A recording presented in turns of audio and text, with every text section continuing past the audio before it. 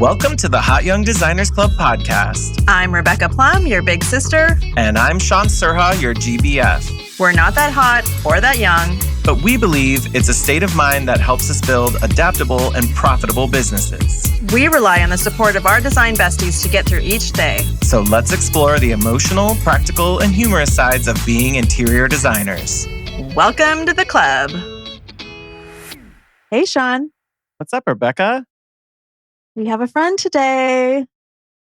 Let's welcome Garrison Hullinger. Hey, how's it going? Welcome, Garrison. You and I met at Rick Campos's Design Biz Retreat last fall, and I'd seen you speak before, and I just told Shaun, I'm like, we have to get him on the show. Aw, I was a little starstruck when I saw you in the front row. I'm like, oh, there's a star here. When I started my session. I know you outed me. I was like shocked that you would even recognize me. Oh my God. It was not in front of my friends. And then everyone's like, because no one else knew who I was. That was kind of fun though, because I felt, wow, I feel like a young designer that's in the touch, right? Because I knew who you were and they did. And I'm like, oh. What are you all doing? Yeah, I know. They're like, oh, the dinosaur knows someone. No. I think that's what's so fun about those kinds of events is we learn from the speakers, like you were speaking and dropped a lot of knowledge on us, but then just in the breaks and stuff, you learn so much from everyone just has something different to bring to the table. And we all come from different backgrounds. And there is some order to it though, right? Yeah. I mean, you always start at the table, right? Everyone brings something to the table. And it's like, I learned you start on the left, right? It's alphabetical. Fork goes first, then your knife, then your spoon. So there is some order to that table. We just, you know, some of us like gold flatware, some of us like pewter, and that's where it goes. Yeah. You're like, what hammered are you metal? talking about, Garrison? I'm like, silverware is the spice of life. Like plastic forks. That's that kid life, Rebecca. Oh God. Okay. Can you tell us, I know you have an amazing career path and like you didn't start as a designer. So can you tell us a little bit about like how you got where you are and where you are? And where I am. Okay. Thank you again for this opportunity. Yeah. I think that my path is different, like many people's. I would say that I kind of fell into this. And when I say that, it's a little bit of a joke. Unfortunately, I suffered a traumatic brain injury, and a long time ago in '99. And it took me 4 to 5 years to recover, to learn to walk and read and speak again, and who I was. And my husband was still there. I didn't really know him at first, but we got through that. And before that, you didn't know him like when you came like at the hospital or whatever? I guess not the first 6 to 9 months. He's not sure that I knew who or why he was there or she. I just wasn't really sure why. And it was Jay talks about the process of, you know, having this child in the house when I came home and that, you know, the coloring books and just trying to kind of regroup again and figure out my place. And through that, prior, I developed technology and processes for a large retailer. And we were on an amazing path, opening 500 stores in 3 years. And still to this day, one of the fastest retailers to reach $1 billion in the shortest amount of time. And it was this little store called Old Navy. And so I've given them some of my dollars. I have never heard of them. Oh, what? I know. I just wanted to play on the ice cream truck. If you're an old school... Didn't they have it in the middle of the store? You do remember. That's awesome, Shaun. With the dog? Did it have the dog on it then? That was on the truck. Okay. Yeah. You know. So we have to take light-hearted approach, I think, to life. And for me, I work really hard. I've always worked really hard. I'm probably one of those people who's an overachiever, you know, because the harder I work, the luckier I get. And, you know, I'm an early dropout of college. I went through some life events with my father dying in a car accident and some of those situations. And so I'm one of those people who's self-taught on a lot of things and have tried to master more about helping others grow and develop and master what their skills are. And so we kind of have this philosophy that I used at corporate that I use now in my company, that if you're good at something, let's make you great at it. If you're not so good, I don't know, like maybe you should go somewhere else with your training wheels. Got it. And do you transfer people very often, or they're hired for a role? I think that, for me, I really believe in being an early adapter, not just an early adopter. We need to adapt quickly. And that's kind of what's happened in life for me. And so after recovery, one of my doctors told us that we should leave San Francisco and go to a place we'd never been and try and see if that would help ignite another area of my brain, because I was starting to recover. And we chose Portland, Oregon, and moved there. Started doing what we've always done. Jay and I have always worked on homes, so we worked on dozens of them, and we started your own personal homes. Personal homes. Yep, that was our side gig, because corporate job isn't enough, and so chill. Got to put more on your plate. Exactly, isn't that what we all do? And so then we started rehabbing a home. I kind of got to a point where I was cut off. I think Jay was like, "Okay, we're done." And then our realtor turned us into Photo Scout. Photo Scout came, took photos, talked to us about the process of what we've been doing in the home. And then they kind of turned us into some regional magazines. I mean, that home got published 16 or 17 times.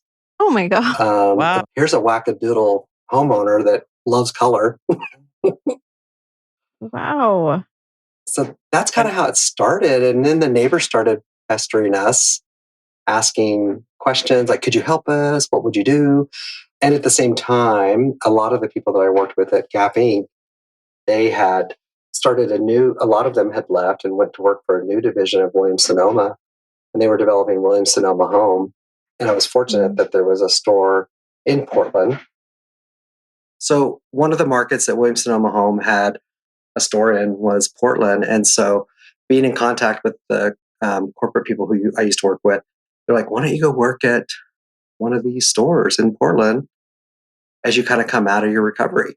And so that's what I started doing. So I started working at the store, and I learned a lot about furniture and the construction of furniture and just relationships and working with people. And that was in 2007. And then the downturn came, and I heard a lot of the homeowners coming in, and they were frustrated. They were challenged with budgets. And I would just keep hearing as they came through the door with their designers, just not able to respond. And so maybe the budget was $16,000 for the room, and I would see the designer try and sell them a $30,000 rug. And I'm like, God, this could be opportunity.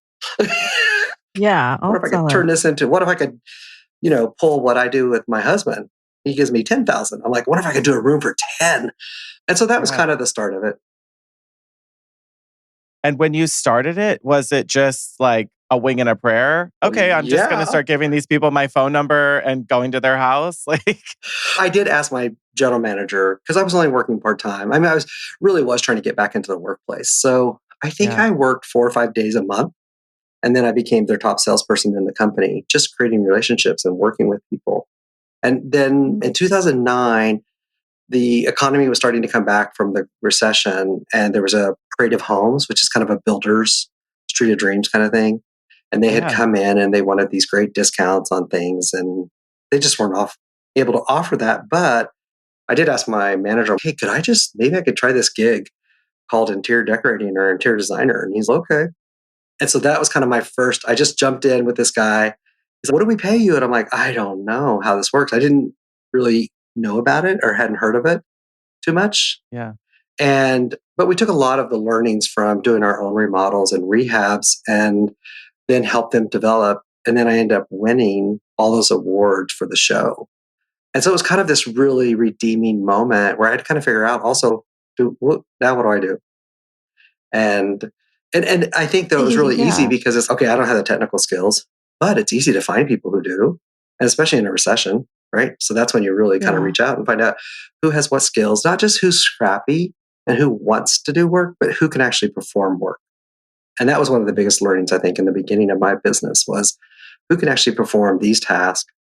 And maybe it's just a minimal amount of help that a certain person can offer. And that's kind of how it all started in the first 6-8 months. Was just kind of meeting people, referrals, and then trying to utilize people that I kind of heard about through the industry, through my upholstery shop, through the local school, community school, to find people who could do SketchUp or other 3D modeling. And they really helped me a lot in trying to develop those initial early projects. Yeah, because they're probably bringing you process knowledge from other jobs that they've had too to help you kind of develop your own. So you did. So from the beginning, you were like, you knew your role in the works. Like you weren't ever trying to go out and learn how to do everything. CAD. Yeah. I chose not to. I think it's smart. I kind of just decided that it would just be easier to hire someone and find someone who really had those skills and how to achieve them. I was doing a lot of hand sketching. There's this program called Visio. I don't know if you've heard of it. It's old school. And it was kind of like I compare it to like PowerPoint. It just felt very elementary, but Visio had some elements, would let you do space planning, dimensional. And then I think it was called Icovia Space Planner, was something a lot of furniture stores still use. And so I used those. Those were kind of, I think they provided the intent of my design and what I wanted. Because I've always been a very spatial person, someone who really understands the use of space and maybe within that space volumes. And that was something that I kept hearing from people I was hiring, third parties, that, wow, you seem like you understand the size of a bed and that nightstands and you can't just fit it in any room. Or I think those were the things that I was getting feedback on. I'm like, okay, maybe I am onto something. Maybe this could be a career. Yeah. So you were able to just roughly scale, but then you just like roughly scale objects in a room, but then you just knew I'm going to focus on building the business and bringing in clients so that you could hire more, I guess. I don't know. I didn't really have a plan. I mean, that's the scary part, right? Like it kind of all happened. I still blame a couple of neighbors that we're friends with. I think it's partly their fault. They're the ones who pushed me into it. Like, Garrison, they're like, come on, please help us. Exactly. Yeah. And I think and shared your name. Yeah, right. And I think for my husband, he was like, just please don't make a big mistake and cause us debt or lawsuits, right. There's that fear. And I do think though that because we had so much experience and even when we look back in San Francisco at selling houses and flipping, our realtor was always like, who do you guys hire? Who's your stager? And I'd never heard of that term. This is how we live. This is just what it looks like. We add it to the resume. And so he was kind of like, you could do this with other people's money instead of you guys flipping these houses. And of course, my husband's like, what? Because we were just trying to get to a nicer neighborhood. We could finally invite friends over at night and not feel like your car is going to get stolen. Let's get you an escort to the car. Yes. Now, escorts we had in our neighborhood. Oh, yeah. Okay. That's a different type of, yes. But yes. Yeah. Ones you don't have to pay. A totally different kind of party. Exactly. But I think that was kind of, really the start of it for me was that confidence. And so then the first project that I got hired off of, the Street of Dreams, or I think it was called Prada Homes, they were a young couple who were very adamant in saving their money. When I met them, they were in a tiny little apartment. They were trying to potty train their daughter. And sure enough, the little trainer is right out there in the living room. And I'm like, oh my gosh, this is what I'm in for. You get exposed to everything from a family, right? Mm-hmm. But they really had bought a plan, like many people do. They buy these online plans or these sets to build their home. And they're not really for sure how they would use the spaces. They like the exterior maybe, or there's an element that they like. And I think for me, immediately I wanted to tackle the flow within the home and a fireplace location and try and capture views. And I think those are those indicators that I always tell people that I meet, these are what you should be looking for to hone in on what is your skill and what are the things that you can contribute, because not every designer on my team can do that. And so now we're, somewhere in the 22 employee count for full-time employees. And then we have other people that we use as a contract basis and such to help us. But, I have 4 people that all they do is manage and purchase and spend my money on procurement and installs. And then we have another set. Everyone else is on the design team. Okay. How does the design team spread out as far as reporting structure, seniors versus juniors? What does that mix look like for you guys? Yeah, we've kind of learned. I mean, I was at 34 before the pandemic. And then when the pandemic slammed into us hard, we were in a state in the part of the country where our governor told us we could not do our work. And so it really put a halt to a lot of things. And, we had a day where I laid off 19 people. Oh my God. Some of the most soul-crushing moments in my life.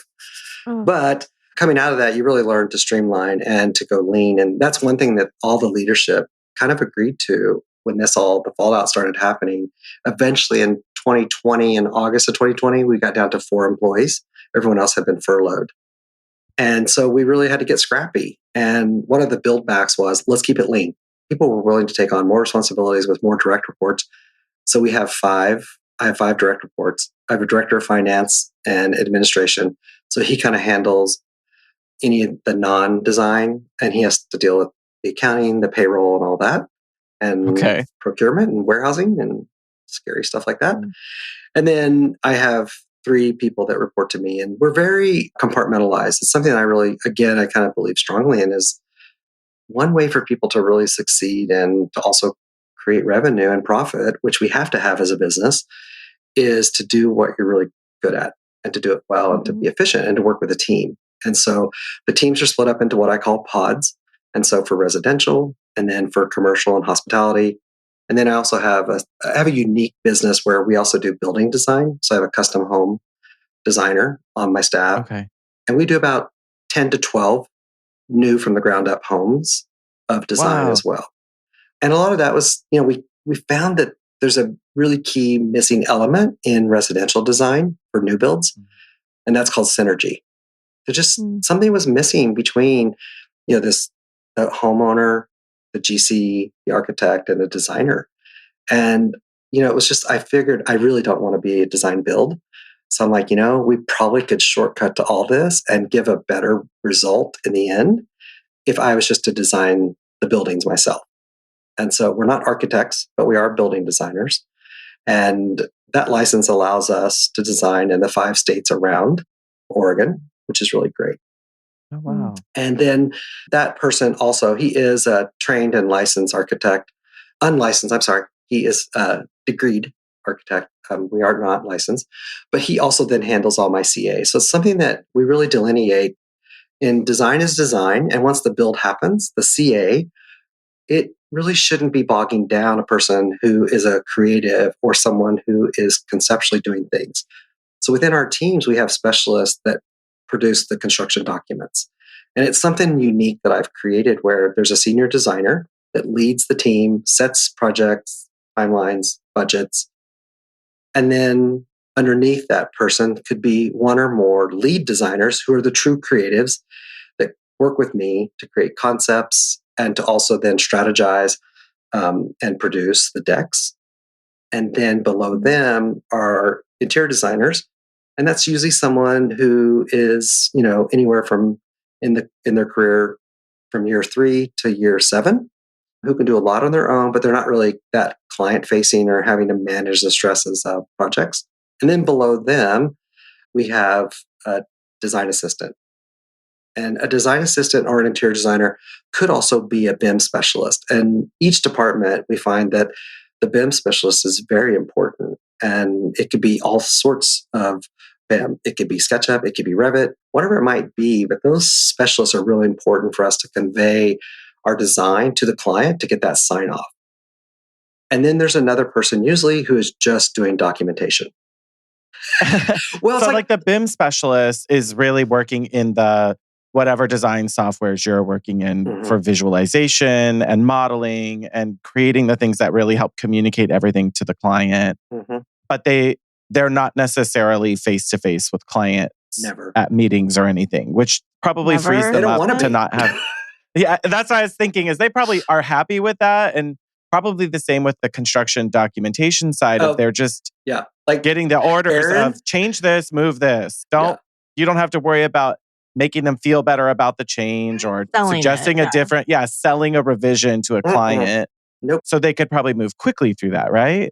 Right. And I think that's we need to take some of the, unfortunately to say, I always try to tell those, I'm not trying to crush your soul. We love that the unicorns braid their hair, fart rainbow Skittles, and skip around in a creative gesture. But in the middle of construction, that's not what we need to hear. We got to move forward. And if it's an exchange for a tile, we got to find it. The designer still gets to do that selection, but they can't hem and haw. So then the CA person holds them accountable for their timeline and the follow-up. So for that construction administration, are they also doing the site visits, project management work with contractors too? Or half and half? Is it just in-house? Mm-hmm. Okay. Mm-hmm. Yeah. So they're there if they need to be on site.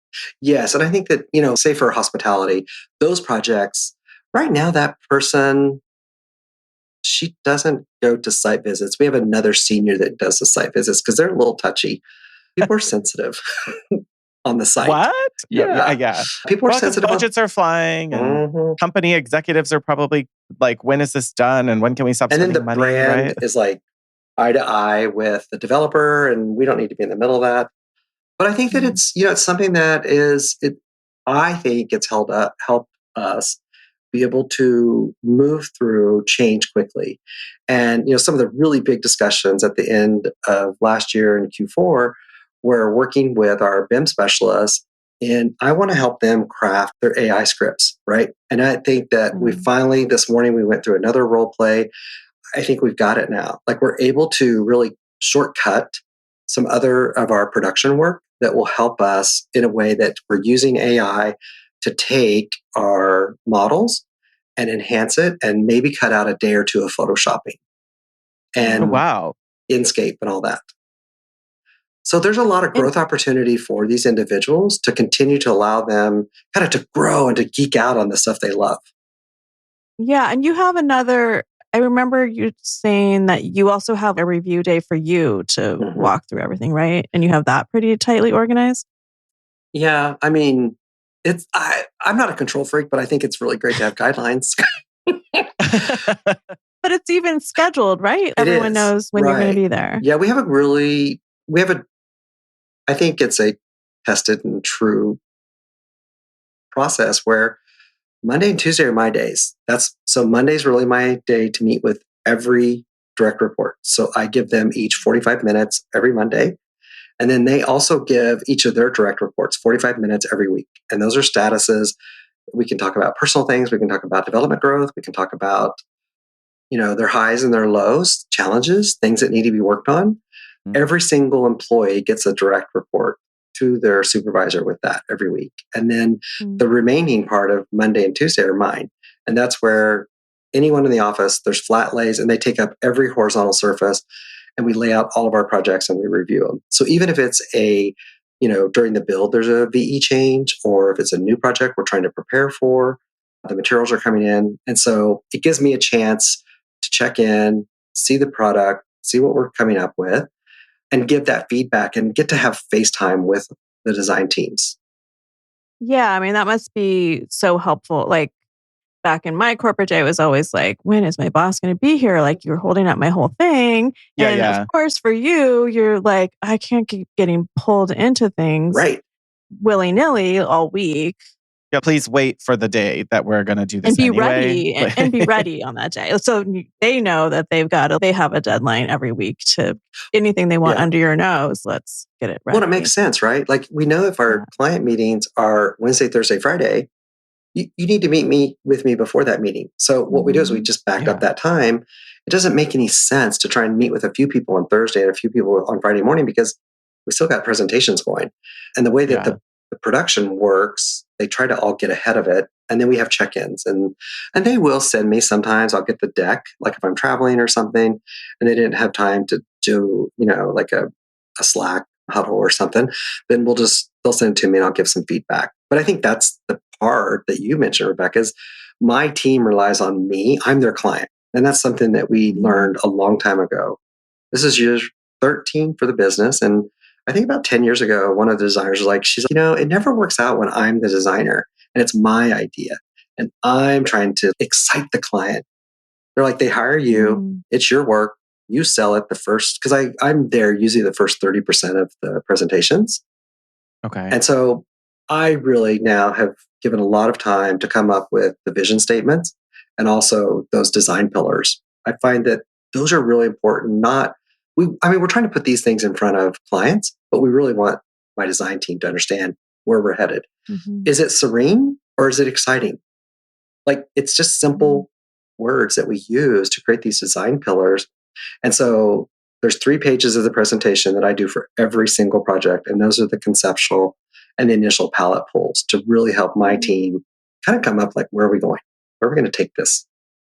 Which, if I look back, that was the other part, right? I could always come up with crazy ideas. Can you build it? I don't know. So it was great to hire people who could design it. And, and that's when I learned, like, I had this idea in one of my first multifamily projects. I wanted a rope room. I wanted the ceiling just to be covered with these undulating moments of rope. I had no idea, like, the fire rating and the sprinklers and the weight, and $120,000 later in rope. Oh my God. But my project manager on site for the construction team, we're doing it. I don't care what it costs. We're doing it. And it was a small little elevator lobby, like kind of just a little niche. So it was only like probably 10 by 12. But we're doing it. We got this far. We're going to do it. Figuring it but out. It helped already tell committed. me. I know, but it helped tell me, like, okay, we got to get ahead of this. We can't do that again. Yeah. So your team then can come back and go, okay, hold on. Let's actually see if this can fit within the budget range. What's the low end option if we can't go that far? Mm-hmm. What do we have to think about structurally to do something? Yes. So now that you get the ideas flowing, and then hopefully they can come back and tell you it can be done. Yeah. Mm-hmm. and then you have a chance creatively to weigh back in and go, okay, then let's try something different, or what can we do different? Maybe do you find that your team brings you alternatives that you can kind of just choose from the other options instead of having to reinvent it yourself? Yeah, I think, I always kind of say there's kind of this gatekeeper person, and that usually ends up being, in different departments, it's a different person. But a lot, like in our commercial department, it ends up being the senior. She's definitely going to guard the fact, can we do this? And then her team members, so, like Eric and Danielle, like, they will always have Eric can't help himself. He has major issues. And I'm sure his wife would agree. He has lots of ideas. Like, he has lots of ideas. And so we just have to kind of work through that. And I don't have to worry about it. Shaun, that's not on me. His team will figure out, is that a viable option if I like it? If I sign off on it, that's their problem. But it also frees you and Eric to stay visionaries and not feel like you've given them, you and him, room to be able to still think big and not always be so practical. Right. Where you are like limiting your thinking when you have to kind of think through it all the time. It happens, right? I do get concerned about cost. I worry about, is there a way that we can somehow get this feature tile down to $7 a square foot? Because I know that a lot of times just because you specify a $3 tile, $3 per square foot tile, if you implement this really crazy, intricate installation, you didn't save any money because now your labor is 3 times what it should be. Yes. So it's being very thoughtful and also really trying. I get it. I know you all love, this 36 by 48 inch tile, but it's going to cost $12,000 just for the leveling compound. And I think that's one great thing that, because of the exposure we've had with all these projects, across the West Coast, is it gives us, great knowledge. We know it can be accomplished usually, and we really love to work with the subs and the contractors, and that's how I even got into multifamily and hospitality, was doing residential homes. You start to work with some of these unique or higher end subs, like, sometimes they'll bring in someone for the glazing of the home that does commercial glass, and then they kind of pick up on what you're doing and they mention to someone else, or, and a guy was out, he did AV for a lot of commercial spaces, but the client had hired him for this residential home we were doing. And that guy was out on a golf course and he was talking to a VP of construction for a very large multifamily construction company. And the guy just asked Joe, hey, do you have anyone that you think we should meet that's never done multifamily? And that was in 2015. And we ended up getting 3 jobs from them that first year. And now I forget what the number is. It's hundreds of thousands of square feet of amenity space per year that we do. Wow. I mean, that's amazing that there's somebody that would be looking for someone who's never done it because they wanted fresh ideas. They are, though. They still are. I hear this all the time. Okay. Well, that's how. What do you think drove that question though? Was it like, oh, maybe there's a newbie who has ideas, or is it a lower rate, or is it just, I don't like the people I'm seeing that are out there? No one's impressed me. What do you think got them to head that way? No, I think they want someone who has new, fresh ideas, who can put a spin on it. The competition's high. And that's what I would tell a designer who's asking me if they really want to try to break into something. The competition's high. You think about the holdings of these assets. They're also worried about how will this be taken not only this year, but in 10 years. Will my product be desirable? Is there someone out there that I'm already budgeting? They're budgeting money to do the work. So is there a way that you could mostly stay within budget and add something that's memorable? And I think that's something that I kind of latched onto was, okay, and I was honest with them. I have no idea what LVT is. I'd never used it in a home. And they're like, okay, good, because we need it to be $1.10 per square foot. And I'm like, what? Where do you even find this? It'll be a miracle, like right. But I think, in light fixtures, but the great thing is when you start speccing, 300 or 1,000 light fixtures for one property, the price goes down quickly and you get what you want. In amenity spaces, it's a little bit different. And in hotels, it's even way off. But I do think that it's, they were probably looking for someone that was willing to admit, hey, I need some help. It's also the partnering with the architects. So we were very fortunate. We partnered with an old school architect who wasn't like probably on the cutting edge with Revit and all these BIM softwares that I really hadn't adopted. And so that helped us because they were willing. Typically, our documentation would be drywall out.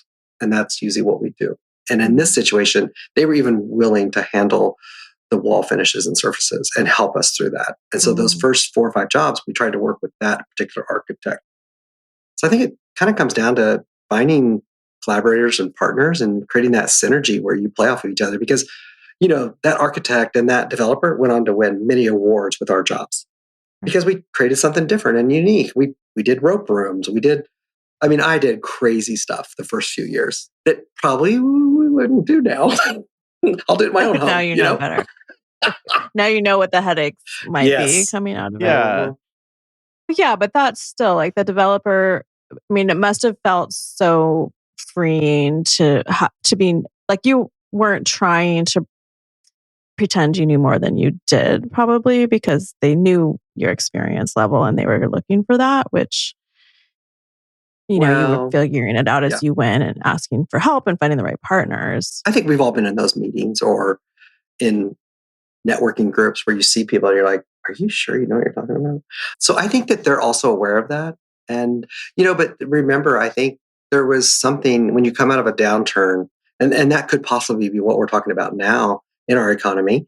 There's a lot of mix up, right? There's a lot of people out in the marketplace. And so I think as we begin to gather and collect employees and staff members, the talents that they have and the experience that they have may come with them that have nothing to do with your current business. And that's what was happening with me. I had a young lady join me from Gensler out of New York because she and her husband had moved to Portland, Oregon to be closer to her family. And he got a great job with an architecture firm. She didn't. She had hit me up. She was way overqualified, but yet I'm like, oh. And so then when I got this call, I'm like, oh, we might be able to do this. I think that that's where you need to kind of, personally, as the principal, as the president of the company, is really think about what are these skills that this person has. And I think you become the strength builder, right? Let's build on someone's strength. Let's take what they have, try and get them to be honest with you. And can we build on that? And that's how we built our hospitality business as well. Is, a lot of the employees had come to Portland, this land of opportunity, 5, 8 years ago, to be a creative with not a lot of jobs. And we were lucky enough to acquire them, put them in current positions. And then as the business evolved and our projects evolved, we were able to then really not have to go out and hire a lot of people for certain jobs. Because they were ready to move up, like move into more specialized roles. And you were more confident, probably scaling and changing the business a little. Yeah, I mean, I have to have that confidence, or I can't go out and do it, right? I mean, I'm not going to do government work because I don't have that confidence to go out and sell it. I mean, I think the one very obvious thing within our four walls, I'm the rainmaker. It's up to me. I have to get out and sell the jobs. I have to get out and, try and meet people once we get a lead. And I have to have the confidence that we can do it. First of all, from an exposure and liability standpoint, but also from can we deliver? That's really what we focus on in our business is the final delivery. We're not really looking for output. Output from a particular designer or this firm doesn't really matter much. It's the outcome. And it's something that we really started focusing on a year ago is that our outcomes are really kind of our guiding light. And that's what brings us the next job. Just because we can document and produce a 500-page permit set for a project, it doesn't really matter until it's built, right? Right. And that's the outcome that we're trying to achieve. Yeah, there's a really tight correlation for that, especially I'm not saying it's not in residential, but I know that in the commercial world, it's just all the plans are great, but it has to get built and we have to get this out into the world and start getting the return on what we're doing, especially like you said, they're setting aside money. Even before they've started, they've already got some general ideas for tenant improvements or capital work that they're doing. They know they're going to spend the money. They just need to make sure someone can bring it to life for them before they start writing the checks. Right. Do you like that role of being the rainmaker? Weird, you cut out. I couldn't hear a thing you said.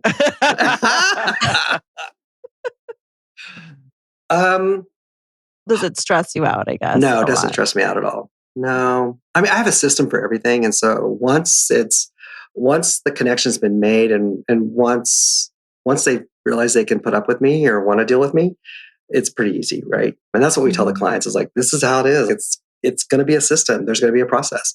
And even our contracts and our scope and the matrix, the way I can price people, I'm able on residential calls, I take every new call that's qualified. And it takes a little bit to get through the qualifications. I can typically help someone understand if we're a good fit within 7 minutes of the call on the first discovery call.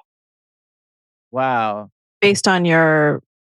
I have a matrix that I follow. Yeah, your matrix. I have a way... What's on the matrix category-wise? Yeah. The first question is talking about, is there an image or a project that you relate to on our website? And then I have dollars spent. I have dollar per square foot spent. I have investment on furnishings. Also have all the numbers readily available for the design cost, just an overall fee in the different categories. And so if I'm talking to someone and you're telling me about this place that you just bought, and maybe just you really want to be careful and you want to go in slow. So you're going to do kitchen, your primary suite, and a bathroom, and you're not going to expand or do anything yet. I can look on Zillow. I find out that, your first floor looks like it's 900 square feet. And I'll just talk to them so would you say maybe it's 750 square feet for those spaces? And I can quickly do a calculation and tell them what I think their design fee will be. And if I state that, how you feeling? Good. Okay. What's your budget? Oh, I was thinking 75,000 for my kitchen. Okay. So let's talk about this. You loved this project. By the way, that project, that kitchen, the GC, I can't do estimating, but there were somewhere in the realm of 350 for that project. How do you feel about that? What? Yeah. So quickly we can get to the point. And I think that the one thing I get feedback on is it's a little abrupt. It feels a little, holy crap, you're sizing me up. But they've never had anyone in all the calls they've made over the last 2 weeks or a month. They can't even get a hold of a designer or the firm. No one will schedule with them. And so they love the automated process that I have. And they love the opportunity to talk of some honest numbers right up front. Yeah. And I'll give them a little tidbit of advice.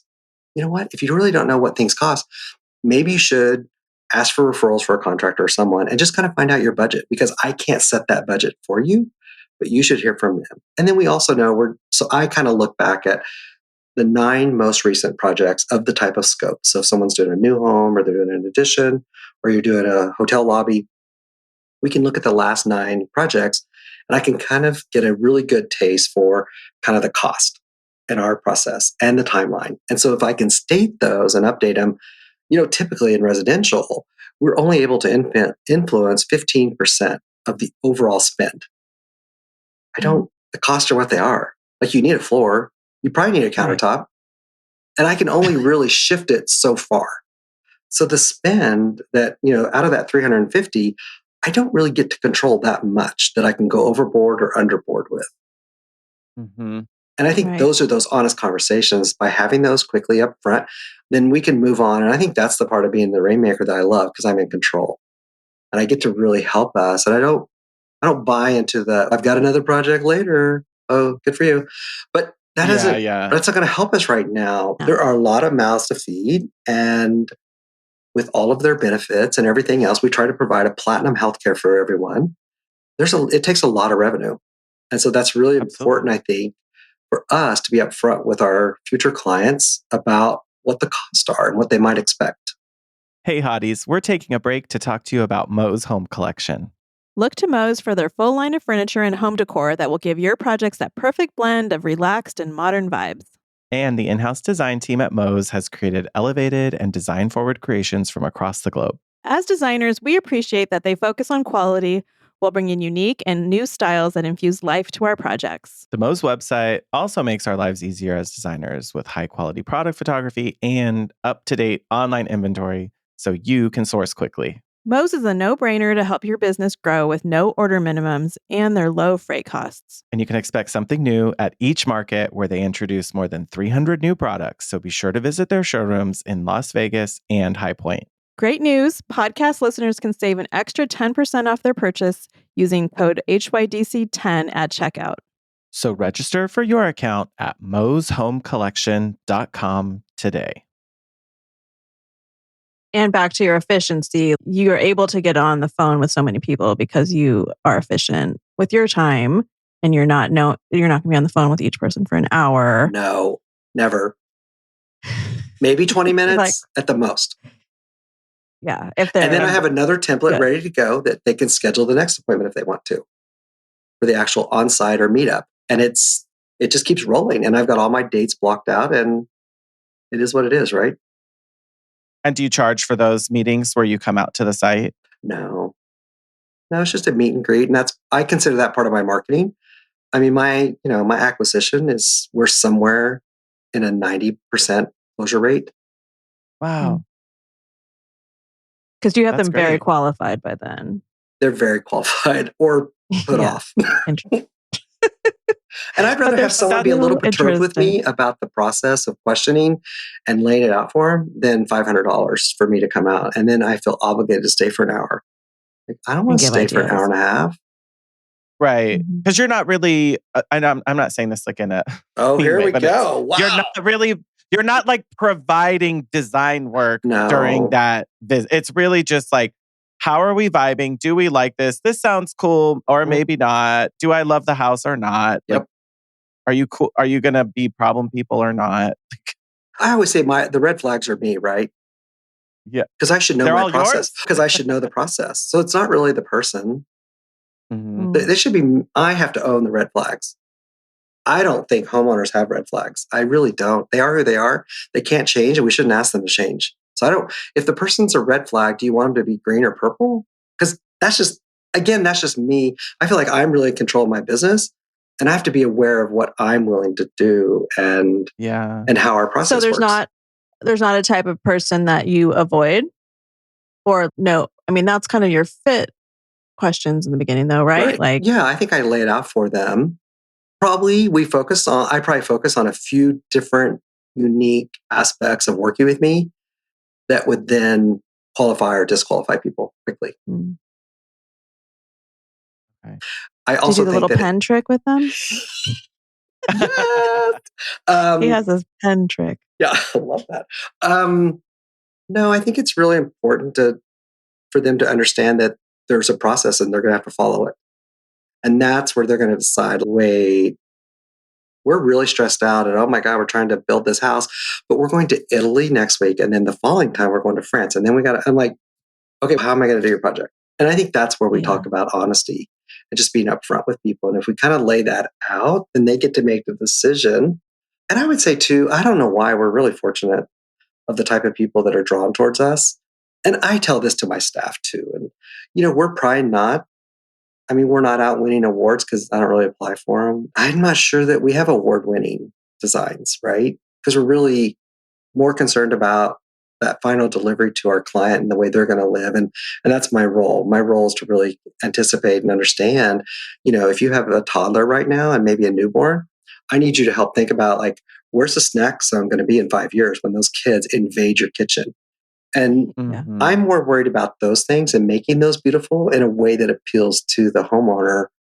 Probably not. It may not appeal to the next prospective client on the website. So I also know that we probably backed ourselves in a corner a little bit. We're not a high-end designer from that aspect, or someone that people are beating our door down or calling all the time, right? We're trying to procure 10 to 14 projects a year in residential. Because stylistically, you'll work more with what the client wants.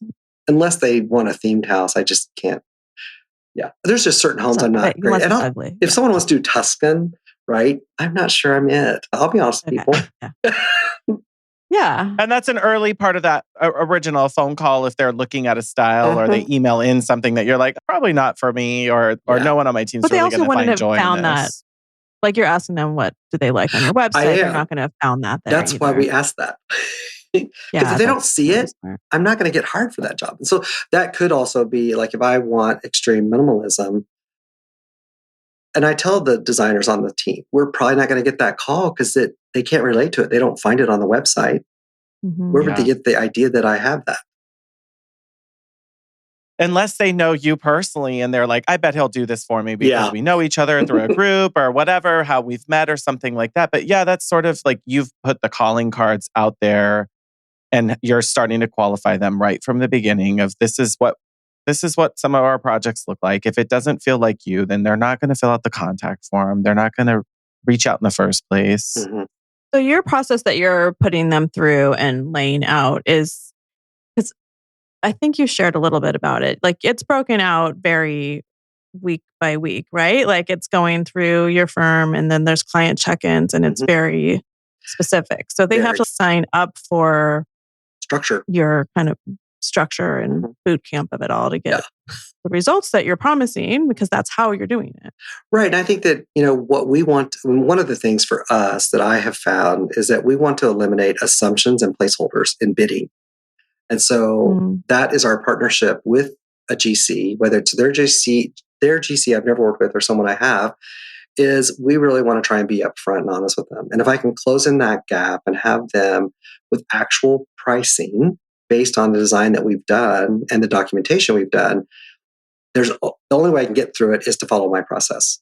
And that's what's really important. And so we know that, between the meetings, we have SD1 and 2, DD1 and 2, and then we go through a bidding phase, which is kind of a VE if needed, before we go into full throttle CDs. Between the SD meetings, there's 3 to 4 week time periods. We meet with people Wednesday through Friday. Your homework is due either Monday or Tuesday. And then the team can't start in again till that feedback is given to us. And then it continues to process through. And the same thing for furnishings. That's a separate contract. That's a separate process. I have a team. There's a team that only does furnishings. So the FF&E team, they do for commercial hospitality and residential. Those team members are specialized in what they do, whether it's, the type of rug pads they want or the rugs or the pillows, the zipper, whatever it is. That way, the person who really is in interior architecture, working with all the complications of a fireplace doesn't really have to worry about the pillows or the draperies or all those other things. So they work together. But again, we're going to go through that process and I'm going to lay it out for you. So as a client, the steps we're taking, and then we'll never miss our date. We will always deliver on our date. And do you have issues with clients dragging their feet or pushing you guys week by week? What do you just stop the project or just not giving you feedback? Yes. Yeah. Mm-hmm. Yeah, I would say probably once a quarter we get one that just, is having some things going on in their life or that moment. They just can't come to an agreement sometimes as a couple or the decisions are trying to be made. And so it happens. They're usually short pauses because we're not going to change our process. So we're not going to deliver a bid set or an 80% set if I'm still in DD. So that is what we won't do. So we do have people who want to recreate the concept of what we do, and we won't do it. Yeah. Like they want to, when you say that they want to change the process of this is how I want to do these next steps, and you're like, that's just not part of the game. Yeah. A lot of times I think they might be like, oh, I love your concepts, I love all this, but hey, can we just jump to picking the faucets and the tile real quick and the grout color? Oh. Like what? No. Yeah, no. No, we cannot, but thank you. Yeah. It's like, so I think that is, the hard part is just trying to figure out what's really going to work for you, what's going to work for us, and how do we make sure that, because if I change my process, we might fail, right? We may not be able to deliver what you want because I don't comprehend it. I can't get it. Right. Or things are going to fall through the cracks or something. Yeah, because you can't anticipate everything. Once you switch to something new, you're like, oh, I forgot about this 3 steps that I normally do in another order. Right. But now I'm in a totally different place. It's like the mental GPS of it all of, okay, but now I'm not driving in my hometown of Portland. Now I'm driving in Milwaukee.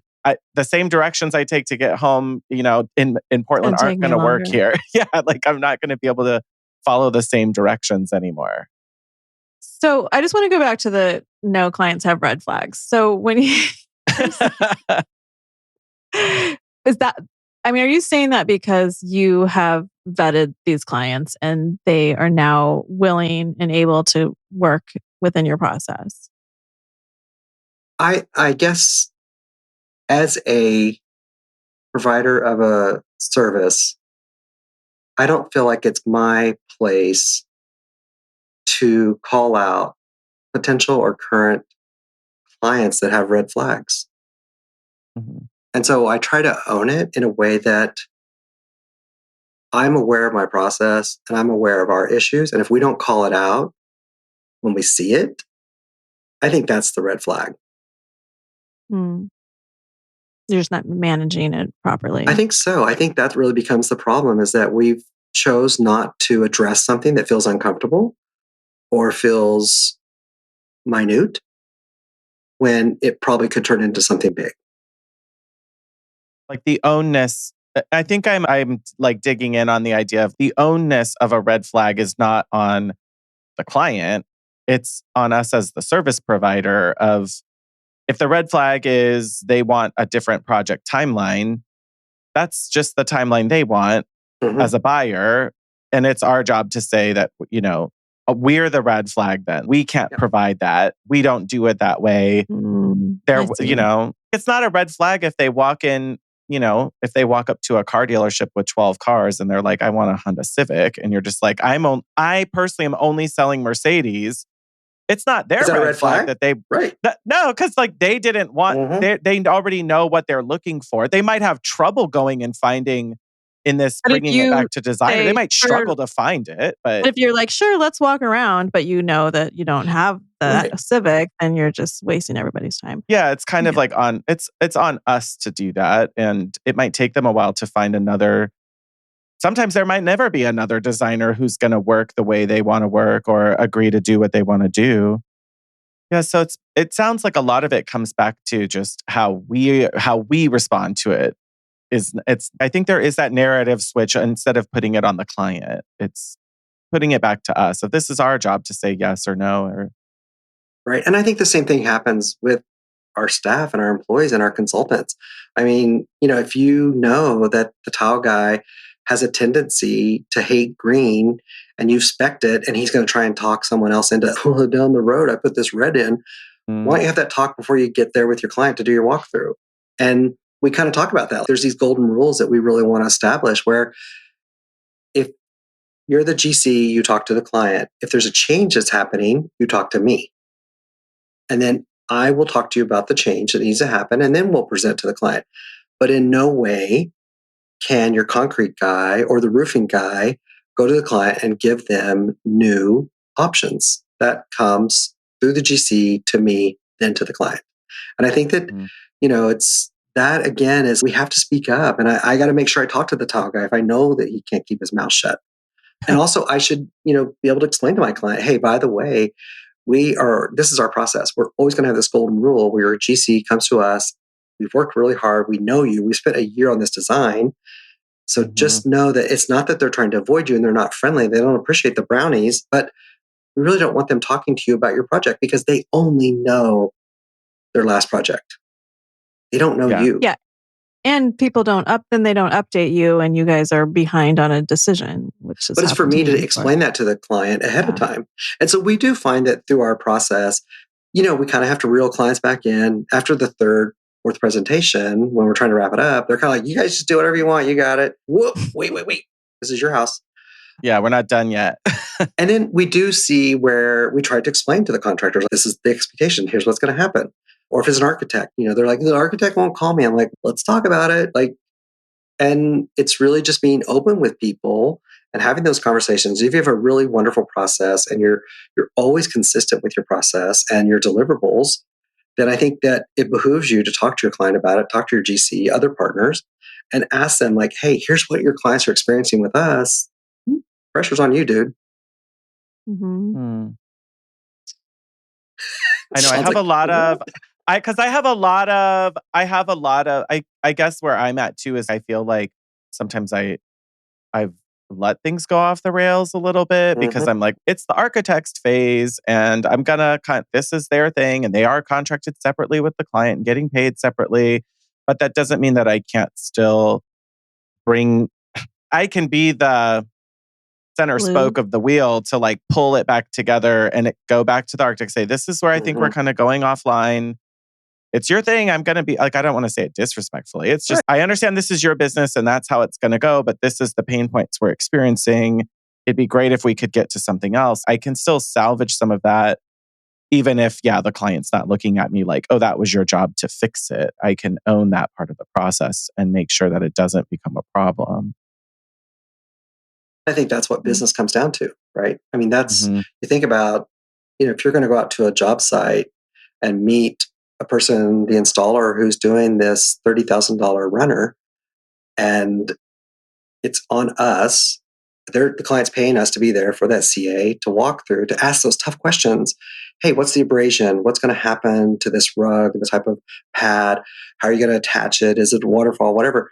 They're paying us good, decent money to be there and to represent them. And that we have to really continue to work through with all of our subs and all of those people that we employ or we say that we're controlling and guiding. And I think that's where we have to examine this.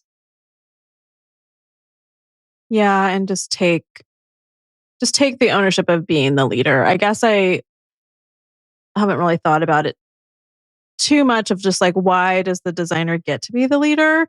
But if you're saying that, hey, this is just how we have to work on our projects, I have to be the one making final decisions on anything finishes, then that has to be just decided up front. And if the contractor wants to be the leader of it all and keep the designer out of it, then that's not a good fit for your firm. Right. And I think those are that then becomes more of a conceptual project where we're presenting the concepts, the ideas, the general aesthetic, and then someone else is going to turn it into a spec home or whatever else they do. That's different. And you're not responsible for the outcome of it. And I think that it's, really trying to determine, how can you best serve your client? And for me, that's where we're at, is really trying to determine that. And, we don't want to be a design build, but we do want to be the designer. And they've invested a lot of time and money to spend with us to go through all these processes. And, we have to outline it for them, how it's going to work. We're not going to piecemeal in your furniture either. It's going to come in large components of rooms or multiple rooms or a floor. If there's a delay of something, then we might kind of throw that in later if there's a bench missing. But it's really to kind of walk through and to talk about all of those processes up front. And also just we kind of take those discussions away from certain people on the team. And I think that it's a lot of stress relief. And it also just kind of helps for your staff to understand, who's going to back them up on what and when they should hand it off. Because you're not the hero. That's the other thing too, is that I think that it's really being honest with your staff by having a system and a plan and a flow chart that talks about through this process, this is who handles it. And that gives people a lot of confidence so they can continue to move on and do what they do great. Yeah, I reflect on that a lot, remembering like my former banking career where it was like everybody kind of knew what was within their scope of approval or, their delegation abilities. You always kind of knew what the next step was. And then it does sort of become very ambiguous in the design world of who is what. And there is just this major lack of, I don't think it's a bad thing that there's a lack of it, but there is a lack of standardization across our industry. It's very hard to know. Everybody does do it differently. And so I like the idea of just being the one who puts your foot down and says, everyone could do what they want. This is what we're doing. This is how we do it. And you can choose to subscribe to it or not. And I don't know that it's no one saying, oh, mine is better or worse than anyone else's. It's just, no, this is how we've designed it and this is the way we work. And if you're on board, great. That's fantastic. Do you going? Do you philosophically have kind of an argument of why the designer should be that role? Yes, because of our relationship and the bond that we've created with that family to thoroughly understand what the outcome is to be. And we've helped paint that photo in renderings.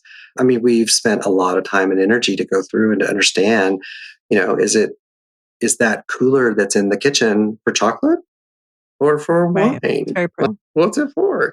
Yeah. And I think also that when you help, again, I think it goes back to if you decide to be more than a one-person show, to really help that employee or staff member, or even if it's a VA, to understand standard operating procedures. And you can then tell your contractor, hey, by the way, I have someone who's at their desk 80% of their day, which means 32 hours a week, they're available for your call. You have a question? They're available. Don't call me. And that's part of that reveal that we give to the clients and helping them understand, hey, by the way, you're not going to call me. Like if that stare nosing is missing, you're not going to call me. Because they start getting the handoff, right? So after the second or third presentation, they can see the transition happening. I don't send out the meeting minutes. The meeting minutes have to go out within 8 business hours of the meeting and the presentation and all that. And then we start asking for the follow-up. I don't send that email. I don't schedule the next appointment. They start to have a relationship with someone who is leading, or the senior designer leading their project. They also then know, as I start backing out, we talk about it like, hey, by the way, I'm backing out. Things are good. You don't need me to be here to help you refine where the plugs go, or the switching. I'll show back up again when we do the electrical walkthrough. And they're the ones we have these 5 points of CA when we touch things out on site. And we talk about that. It's not going to be me. I'm only there for one of them. But again, I think we allow, the person who we assign the task to do the task. Because a lot of times I see where you assign someone the role, or you think about assigning or giving them the task, but then you don't let them do it. So because you jump in and you take it over. Yeah. I'm not going to do it. And I have to kind of hold back, not do it. And I mean, sometimes now they'll prod me like, okay, Garrison, please, are you going to respond? I'm like, ugh.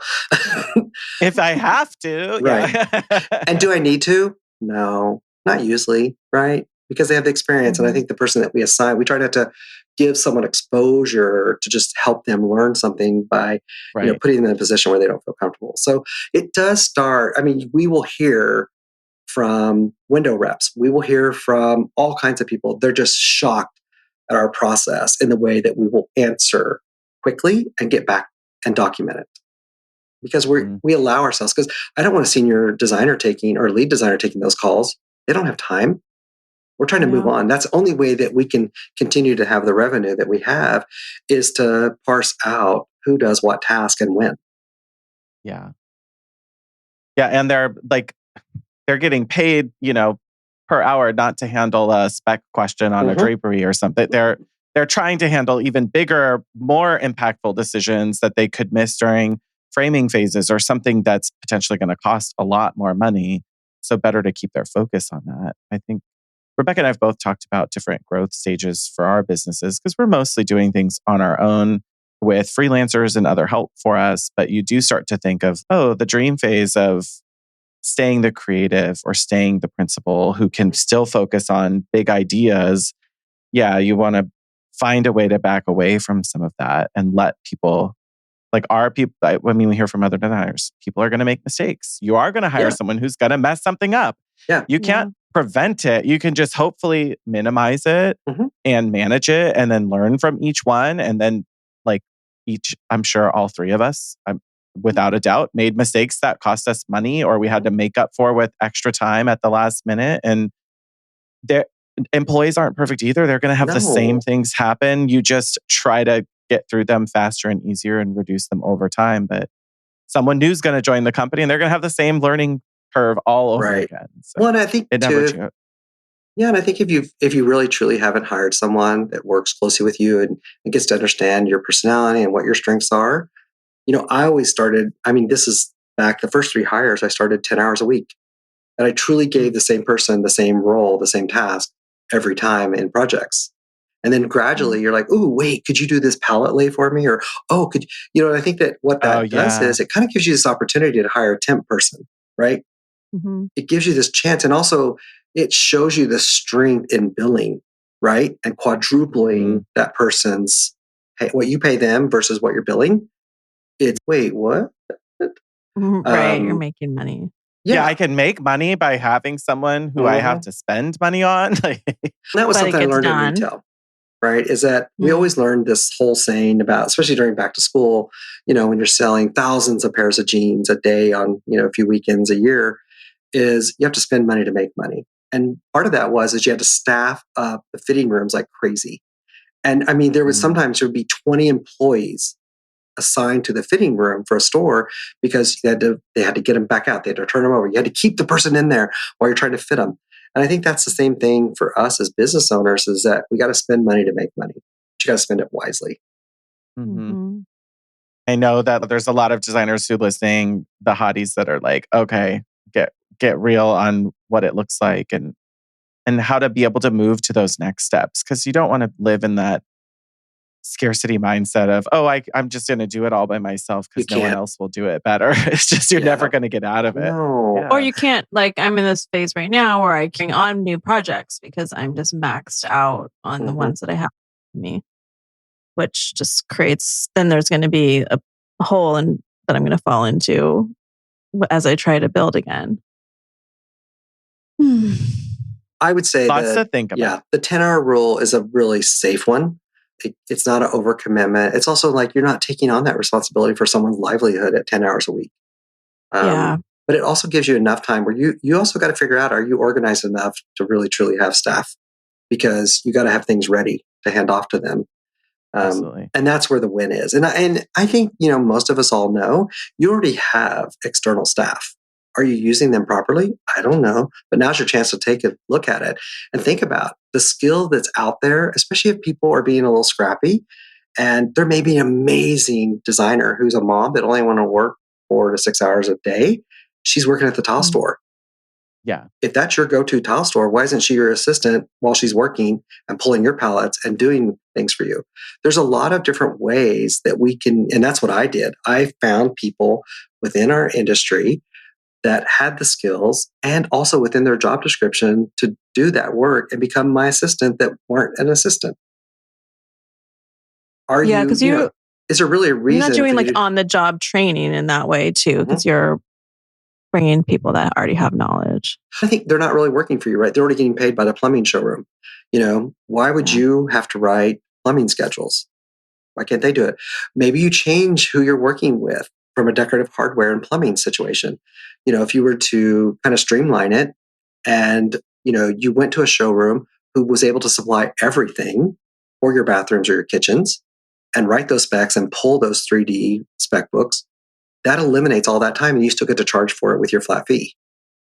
So there's a lot of really creative ways to simplify, but you got to let go, right? We have to let go. That's the big thing for all of us. Yeah. To let go and create repeatable process, which it does help. Bringing somebody else on is like a reason to get that done too, and start building those beautiful flow charts. Yeah. They'll never be perfect, as we've learned. No. We've developed processes. You just start doing it and you realize, no, we don't like that. Let's reiterate. Right? Kind of. Right. Yeah. Then you just reiterate over and over again. Well, if it's just a couple of you, you can convince yourself that it's wrong. Right? It's not to the third or fifth person. You're like, when they're like, wait, this is working. You guys just don't want to do it. Right. Yeah. Or they're like, the part you guys think is the issue is not the issue we should be focusing on. Right. Like, we need to come back to this. And you could spend all of our time, because designers, that's what we're going to do. We're going to redesign things and think we've figured out, the new city of gold. But sometimes we're just doing things because there's a million different ways to do everything we do.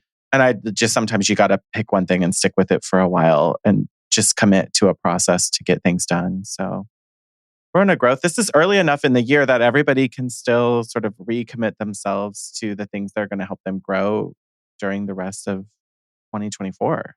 Yeah, I think you schedule for it now, right? You do some time blocking and you actually dedicate some of your schedule to yourself and your processes. I mean, it's something that we're doing right now internally at the beginning of the year is, we're doing some time blocking so we can really think about, how do we work on our developmental goals, or how do we update, it's embarrassing, but flowcharts, because I like to.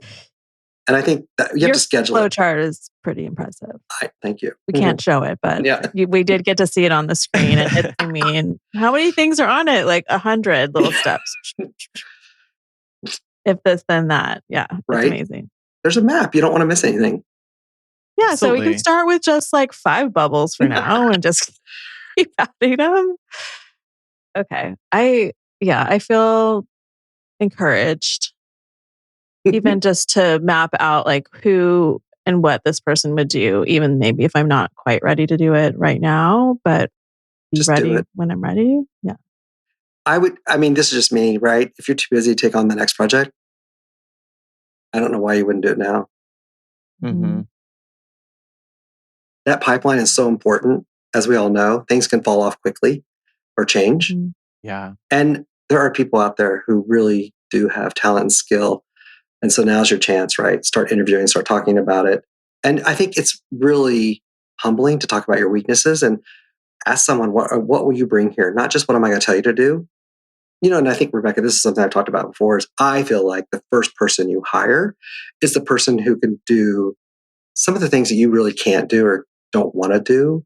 The second person you hire is the person who can do what you do best, whatever it is that you do best, because now you can check on them really quickly and you know what's going on with them.